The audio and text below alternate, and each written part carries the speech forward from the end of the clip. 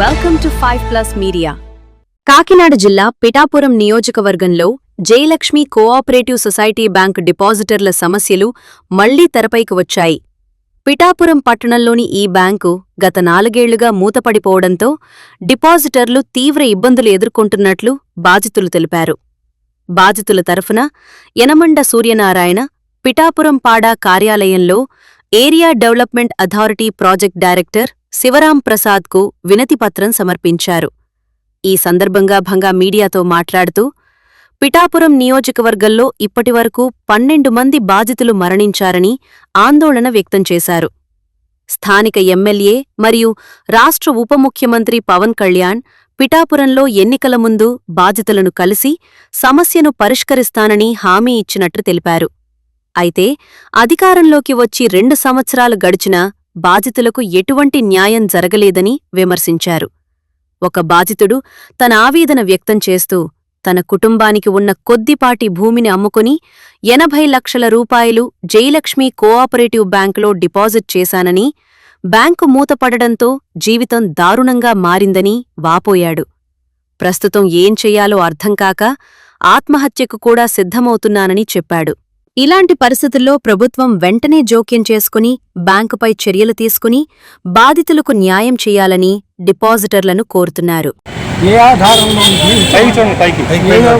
ఏదో కొద్దిగా పెద్దవాళ్ళు ఇచ్చిన కొండ ఉంటే అమ్మేసి అందులో పడేసుకున్నాను. ఆ డబ్బులు పట్టుకొచ్చి బ్యాంకులో వేసేదాకా వాళ్ళు తినేశారు. దగ్గర 70-80 లక్షల రూపాయలు అందులో ఓడిపోయాయి. మాకు ఏ ఆధారం లేదు, బతకడానికి దారి లేదు, ఏ పెన్షను లేదు, ఏ ఆధారం లేదు. అనారోగ్య పరిస్థితి వచ్చింది. నెలకి 15,000 20,000 మందులు వస్తున్నాయి. ఇప్పటికే అప్పులు చేసుకుని ఒక పెంకుటీళ్ళు అన్నారు. ఏ ఆధారం లేదు. చివరికి గవర్నమెంట్ ట్యాప్ కూడా లేదు. అన్ని కష్టాలు పడుతున్నాను. ఈ వయసులో మమ్మల్ని ఎలాంటి కష్టాలు పెట్టినటువంటి ఆ బ్యాంకు, ఆ జయలక్ష్మి బ్యాంకు వారు మరి ఏం పుణ్యం కట్టి మూట కట్టుకుంటారో తెలియదు. కానీ మాలాంటి వాళ్ళు ఎంతోమంది చచ్చిపోయారు. మేము కూడా దానికి సిద్ధంగా ఉన్నాం. సాధ్యమైనంత వరకు దయించి మా మీద దయించి, మా లాంటి వాళ్ళు అందరి మీద దయించి మా డబ్బులు మాకు ఇప్పించండి బాబు.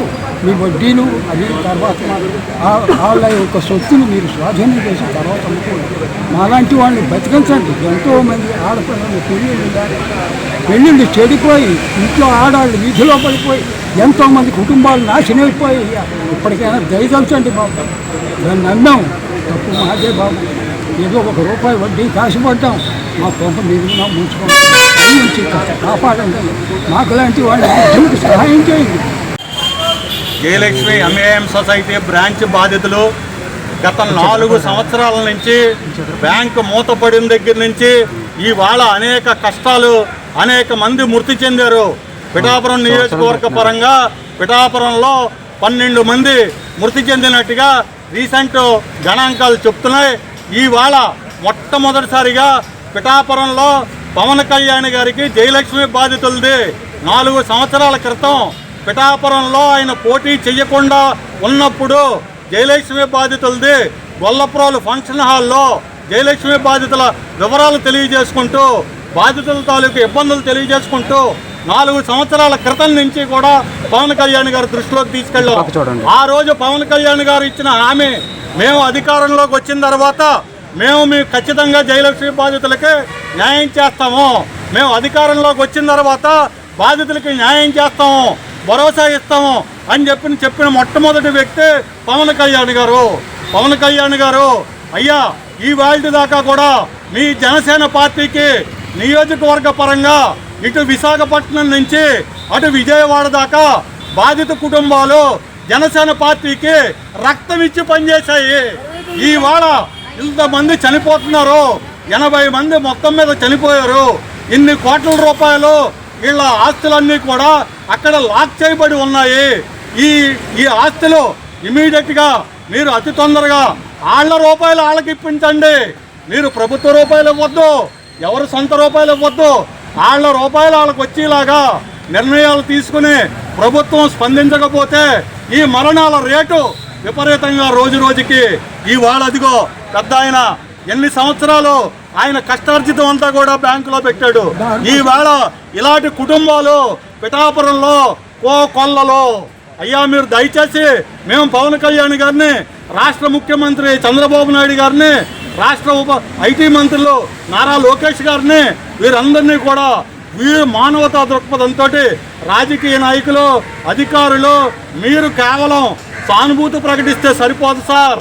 మీరు సానుభూతి సంబంధిస్తే సరిపోదు.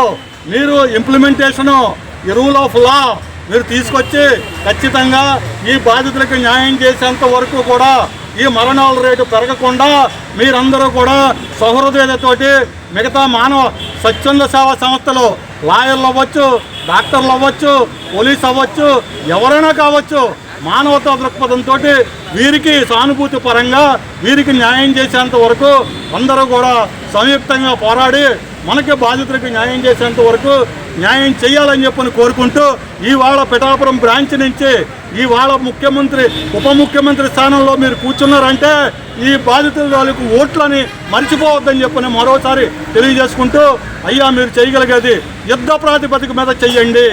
దయచేసి ఈ మరణాల రేటు పెరగకుండా వీరికి న్యాయం చేయాలని చెప్పని పిఠాపురం బాధితుల తరఫు నుంచి యనమండ్ర సూర్యనారాయణ.